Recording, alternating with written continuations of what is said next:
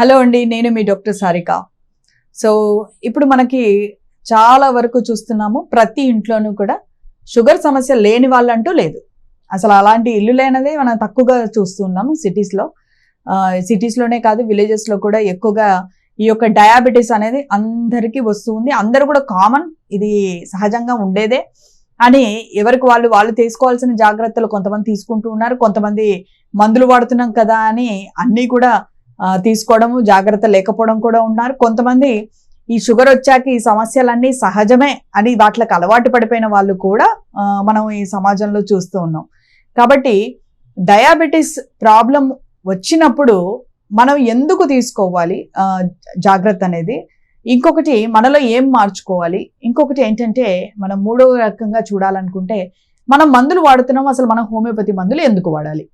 So ఇవి చాలా important. And అందరికీ ఉండేది డౌట్ ఏంటంటే అసలు హోమియోపతిలో మనకి షుగర్కి మందులు ఉన్నాయా, మనం రివర్స్ చేయొచ్చా, దీన్ని డయాబెటీస్ని రివర్స్ చేయొచ్చా. సో ఇటువంటి అనుమానాలతో చాలామంది మన క్లినిక్ వస్తూ ఉన్నారు. సో మేము ఈ యొక్క 20 years ఎక్స్పీరియన్స్లో మనం చూస్తూనే ఉన్నాం.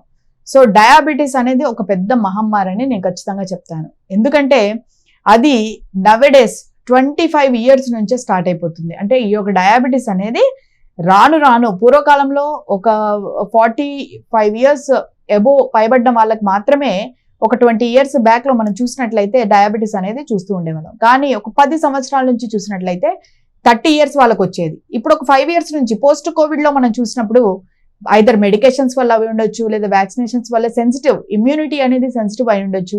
సో తద్వారా కూడా మనకి డయాబెటీస్ అనేది చాలా కేసెస్లో డయాగ్నోసిస్ అయినాయి. Post covid one of the కాంప్లికేషన్లో డయాబెటీస్ కూడా ఉంటూ ఉంది. కాబట్టి సో ఈ డయాబెటీస్కి మనము హోమియోపతి వైద్య విధానం ఎందుకు తీసుకోవాలి అని అంటే, ముఖ్యంగా అసలు ఈ డిసీజ్ ఏం చేస్తుంది అనేది మనకు తెలుసుకోవాలి. అంటే మనకి ఒకసారి చక్కెర వ్యాధి వచ్చింది అంటే మన రక్తంలో చక్కెర శాతం ఉండాల్సిన పరిమితి కంటే ఎక్కువగా ఉంది. సో దీనికి 2 కారణాలు ఉండొచ్చు. ఒక కారణం చూసినట్లయితే ఇది గ్రంథి ఏదైతే సెక్రీట్ చేయాలో ఇన్సులిన్ అనే హార్మోను, అది సెక్రీషన్ అనేది తగ్గిపోతూ వస్తూ ఉండడం అనేది ఒక కారణంగా చెప్పుకోవచ్చు. ఇంకొకటి సెక్రీషన్ అంతా బాగానే ఉన్నప్పటికీ కూడా రెసిస్టెన్స్, అంటే ఆ యొక్క చక్కెర ఏదైతే మనకి బ్లడ్లో ఉంటుందో షుగర్ అనేది అది అబ్జార్ప్షన్ లేకపోవడము.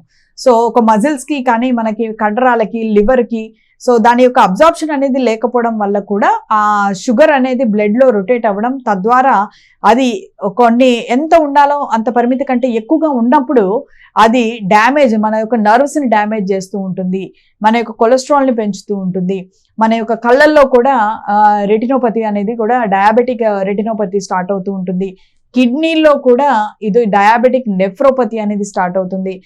అరికాలల్లో అరిచేతుల్లో కనుక ఏదో గ్లవ్ వేసుకున్నట్టే ఎప్పుడుగా తిమ్మిరిగా ఉంటూ ఉంటుంది, మంటలుగా ఉంటూ ఉంటుంది, రాత్రిపూట నిద్ర పట్టకపోవడము. ఒకవేళ ఈ యొక్క నరాల సమస్య అనేది ఎక్కువగా ఉంది, షుగర్ అన్కంట్రోల్డ్ ఉందనుకోండి, బాగా చక్కెర శాతం ఎక్కువగా ఉందనుకోండి మనకి బ్లడ్లో, అప్పుడు వీళ్ళకి డయాబెటిక్ ఫుడ్స్ అంటాం. అంటే కాలు బాగా తిమ్మిరి పెట్టేసి ఒక చిన్న రాయి గుచ్చుకున్నా వాళ్ళకి స్పర్శ లేక అది అలాగే ఉంటూ సెప్సిస్ అవుతూ ఆ లోపలంతా కూడా హీలింగ్ అనేది జరగక సో అది గ్యాంగ్రీన్గా అయిపోయి కాలంతా కూడా ఏళ్ళుని తీసేసిన కేసెస్ కూడా ఎన్నో ఉన్నాయి. ఏలుని తీసేస్తున్నారు, ఫూట్ని తీసేస్తున్నారు. సో 2 కాళ్ళు కూడా gangrenous, diabetic foot, diabetic ulcers, diabetic gangrenes అనేది కూడా మనం చూస్తూ ఉన్నాం. దీంతో పాటు ఈ యొక్క డయాబెటిక్ న్యూరోపతి ఉన్న వాళ్ళలో చర్మ సమస్యలు కూడా, సెల్యులైటిస్, ఇటువంటివి కూడా మనము చూస్తూ వస్తున్నాం. కాబట్టి ఫస్ట్ ఈ యొక్క మహమ్మారి నుంచి మనం తప్పించుకోవడానికి ఇంగ్లీష్ మందులు వాడుతున్నప్పటికీ కూడా మనం తీసుకోవాల్సిన బాధ్యతల్లో మొట్టమొదటిది మన యొక్క లైఫ్ స్టైల్ చేంజెస్ అనేది చాలా ఇంపార్టెంట్. మన యొక్క జీవన శైలి ఎలా ఉంది, మనం తీసుకునే ఆహారంలో ఎటువంటి పోషకాలు ఉంటూ ఉన్నాయి. సో మనం ఈ యొక్క డైట్ అనేది డయాబెటీస్ విషయంలో ఎక్కువ రోల్ ప్లే చేస్తూ ఉంటుంది. ఇక నెక్స్ట్ మనకి 50% వచ్చేసరికి మెడికేషన్స్. సో మనం ఇప్పుడు కరెంట్లీ అందరూ కూడా వాడుతూ ఉన్నారు, అలోపతి టాబ్లెట్స్, ఇంగ్లీష్ వైద్య విధానం వాడుతూ ఉన్నారు, తప్పేమీ లేదు. కానీ అవి తీసుకున్నప్పటికీ కూడా ఎందుకని మనకి నరాల బలహీనత వస్తుంది, ఎందుకని మళ్ళీ కిడ్నీ ఫెయిల్యూర్ కేసెస్ అసలు ఉండకూడదు కదా. మరి ఇన్ని సంవత్సరాల నుంచి మనం ఇంగ్లీష్ టాబ్లెట్లు వాడుతున్నాం, నా కిడ్నీలు ఎందుకు పాడయ్యాయి ఇప్పుడు, ఎందుకు క్రియాటిన్ ఎక్కువగా ఉంటుంది, ఎందుకు నాకు కాళ్ళు మంటలు వస్తున్నాయి. సో ఇవన్నీ కూడా మనం క్వశ్చన్ చేసుకోవాలి. సో మందులు వాడుతున్నప్పటికీ కూడా అవి 100% లక్షణాలని, దాని యొక్క కాంప్లికేషన్స్ ఆపవు. ఇది చాలా ఇంపార్టెంట్ మనం తెలుసుకోవాల్సింది. సో ఈ యొక్క కాంప్లికేషన్స్, డయాబెటిక్ కాంప్లికేషన్స్ ని అదుపులో పెట్టుకోవడానికి తప్పనిసరిగా ప్రతి ఒక్క డయాబెటిక్ పేషెంట్ వాడాల్సింది హోమియోపతి వైద్య విధానం. ఇది చాలా చక్కటి వైద్య విధానం, ఎటువంటి సైడ్ ఎఫెక్ట్స్ ఉండవు. మీ యొక్క శరీర తీరు, ఎందుకంటే మనం ఒక 2-3 డయాబెటిక్ పేషెంట్లను మనం చూస్తే ప్రతి ఒక్కరికి అదే టైప్ ఆఫ్ లక్షణాలు ఉండవు. కొంతమందికి మాత్రమే కిడ్నీ ఎఫెక్ట్స్ ఉంటాయి, కొంతమందికి మాత్రమే నరాల ఎఫెక్ట్ ఉంటాయి, కొంతమందికి మాత్రమే వీళ్ళకి కంట్లో ఎఫెక్ట్స్, అంటే లోపల ఇంటర్నల్ హిమరేజ్ అయిపోతూ ఉంటుంది, లోపల బ్లీడ్ అయిపోతుంటుంది. దాని చాలా ట్రీట్మెంట్స్ తీసుకుంటూ ఉంటారు, అది మాత్రం కంట్రోల్ అవ్వనే అవ్వదు. అట్లాస్ట్ చూపు కోల్పోయిన సందర్భాలు కూడా ఎన్నో చూస్తూ ఉంటాం.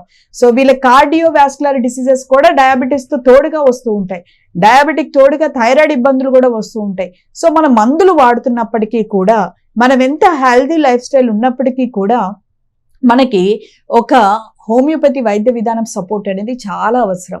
ఎందుకంటే ఈ వైద్యం అనేది మన లోపల రూట్ కాజ్ని తీసేస్తుంది. ఏదైతే కారణం చొప్పున మీకు షుగర్ కానీ ఈ యొక్క ప్రాబ్లం వచ్చిందో దాన్ని ఎప్పుడైతే అది కంట్రోల్ చేస్తుందో మీకు ఈ కాంప్లికేషన్స్ అన్నిటినీ కూడా కాపాడుకోవడానికి అవకాశం ఉంటుంది.